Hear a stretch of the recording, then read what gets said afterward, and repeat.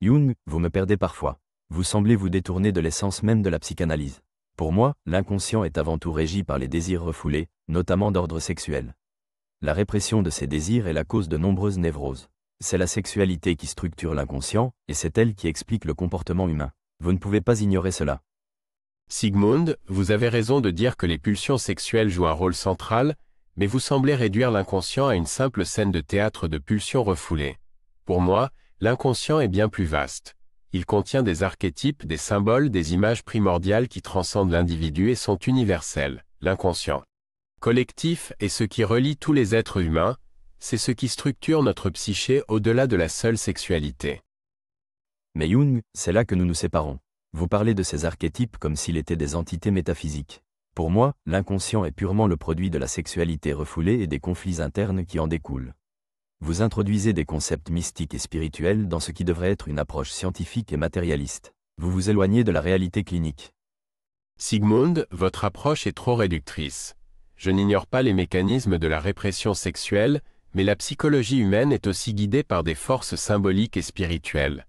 L'individuation, ce processus de développement personnel, implique la reconnaissance et l'intégration de l'inconscient collectif, pas seulement la résolution des conflits sexuels.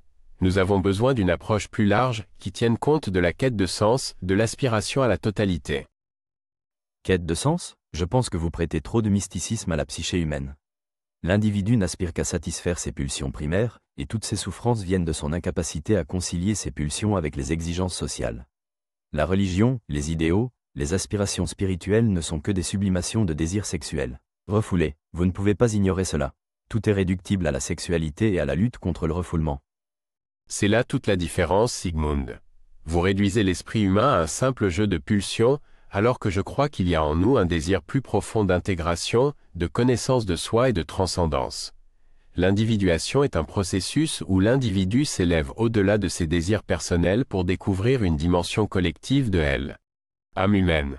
Ce n'est pas une question de refouler ou de satisfaire des pulsions, mais de comprendre qui nous sommes vraiment. Jung, vous me parlez de mysticisme et de symbolisme, mais c'est là que votre approche perd toute rigueur scientifique. Ce que je vous dis, c'est que l'esprit humain n'est pas un domaine mystique. Il est façonné par des forces bien réelles, des conflits entre le désir, le refoulement et la société. Tout le reste est spéculation. Nous devons nous concentrer sur ce que l'inconscient nous montre de nos véritables désirs refoulés et non sur des concepts abstraits.